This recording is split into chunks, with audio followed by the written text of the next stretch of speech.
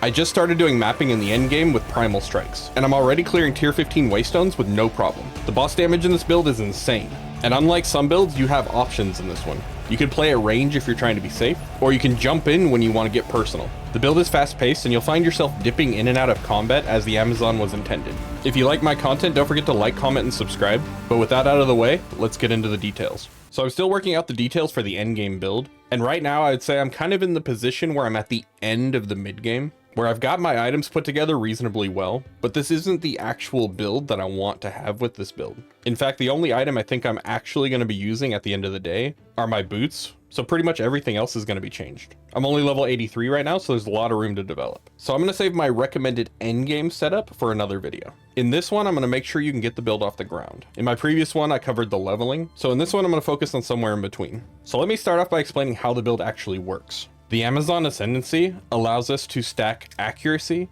in order to gain base critical strike chance, which makes it extremely easy to get maxed critical strike. We're going to be turning accuracy on our weapon into physical damage, and we get a bunch of attack speed and damage from these two nodes here. Dexterity inherently gives us accuracy. Dexterity is also going to give us attack speed with Falcon Technique. We're going to get a ton of accuracy from juicy nodes like Nearsighted.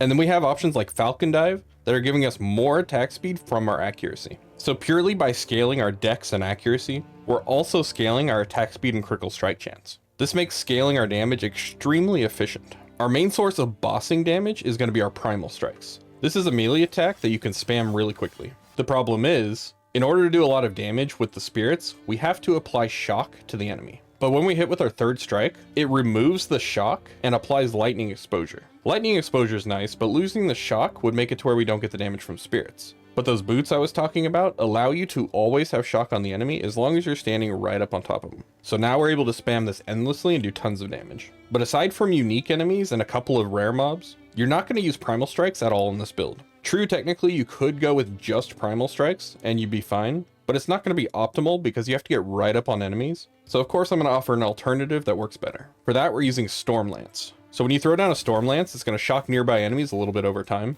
but you can detonate your Storm Lance by either jumping on it, or you can detonate it by throwing an explosive spear on top of it and letting it explode. Also, through the quality we can put on our Storm Lance, and from the overabundance that we put on our explosive spear, we're able to actually throw out more than one. And same thing with the explosive spear. This gives us the ability to run and throw spears as we're running, and this will kill enemies as we're kiting backwards. If you're not trying to kill enemies from range or kiting, you can just throw down a couple of your Storm Lances and leap on top of them nearby. That'll be a much faster way to do it, but it's also a little less safe because you're going to be right next to the enemies you're trying to hit. But when they're already on top of you and chasing you down, you may as well just use the Thunder Sleep. To be honest, the rest of the stuff on my bars, I don't even use anymore. So I could remove this, I could remove this. It's probably good to keep the Spear Stab in case I completely run out of mana. And then we have our persistent buffs. So Herald of Thunder is not only going to increase our damage because of some passives on our passive tree, but it's also going to cause additional damage to hit multiple enemies, and you'll see this chain like crazy.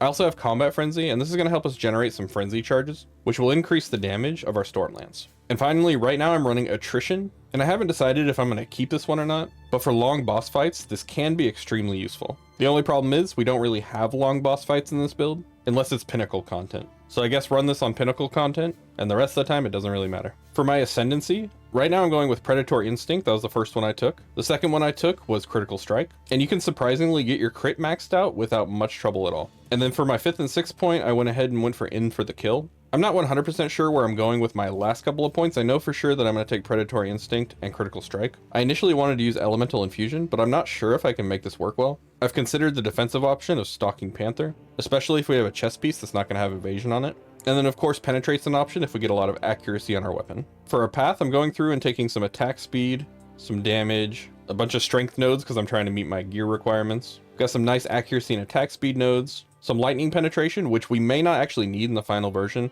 because I'm looking into ways of using unique items to remove enemy resistances. But right now it's useful. Some extra elemental damage, some attack damage. We got a whole bunch of block right here. If you look at my stats, I'm actually basically capped out on my block chance. The only downside is you have to take 15% of blocked hits damage, but I'd say it's worth it. Got all these spear nodes here, which are very juicy. And this section here, Falcon Dive and all these little nodes around here are extremely good. You're getting critical chance, accuracy, and attack damage and accuracy. And normally small nodes are about half this value because you get like 10% attack damage. So here we're basically getting 10% attack damage and we're getting the accuracy. As soon as you have your crit ascendancy, you're going to want to make your way up here and make sure you get all these nodes here. Coming Calamity is going to give you some nice damage. Moving down this way, we're going to get more crit on this end, some one-handed stuff, and some extra elemental damage. Finally, this section here, I'm mostly using it to hit my dex requirements. I'm not sure if I'm going to be able to make Falcon Technique actually worth it in the end, because 25 dexterity is pretty steep. As you can see right now, I'm only getting 6% attack speed from that, but it is right next to nearsighted, which is an extremely good node for us, so we'll see what happens. I'm working on a very specific endgame variation of this build that's going to be in my planner below. Now for the mid-game itemization, aside from trying to get the Wake of Destruction, which if you aren't able to get, don't worry, you can use my tactic from before, where you use the first 2 hits, then you dodge roll or use something in between to break your combo, and then you hit 2 more times and repeat. That'll prevent you from removing the shock, allowing you to indefinitely do damage to the bosses. I'm going for a lot of physical damage on my weapon, as well as ranks to melee skills, although the ranks to melee skills is not benefiting our ranged ability, so it's not quite as big of a priority as it would be normally. For my shield, I'm going with a lot of block chance to make sure I can hit that, and realistically, almost everything else is just meeting my resistances, as well as trying to get a little bit of evasion and armor. Feel free to make suggestions for itemization in the comments. For my skill gems, with Primal Strikes, I'm going with Concentrated Effect, Pursuit, Primal Armament, Elemental Focus, and Close Combat. I highly recommend that your first 2 perfect Jeweler's Orbs go into Primal Strikes and Stormlance. In fact, you really don't need any others. And just a little side note, my critical strike chance is about 80%, and my critical strike damage is about 254%. But this has changed heavily throughout the time that I've been doing this. For example, I had 100% and 350% not that long ago. For my Stormlance, I'm going with Scattershot, Retreat, and Lightning Infusion. For my Thunderous Leap, I'm going with Martial Tempo, Shocking Leap, and Pin. We can ignore the Lightning Spear because I don't actually use it with the boots, but if you need a reliable way to apply shock and you're not running the boots, feel free to go with Lightning Spear and use Conduction. Right now for my Herald of Thunder, I'm using Innervate, but this would go into your Stormlance, and I'm also using Magnified Effect. For my Combat Frenzy, I'm using Perfusion. I'm also using Vitality. For Explosive Spear, I'm going with Expedite, Overabundance, and Reach. And then I don't have anything in my Attrition. For my charms, I prefer to go with a Stone Charm, a Thawing Charm, and a Golden Charm. Now I'm going to have the first version of my endgame build within the next day or so keep an eye out for that, but I wanted to get this out to you guys as quickly as possible so that you can work towards it, and just have a better idea of how the build works in general. If you have any ideas or suggestions at all, feel free to drop them in the comments. Don't forget to like and subscribe, and I'll see you guys in my next video. Thanks for watching.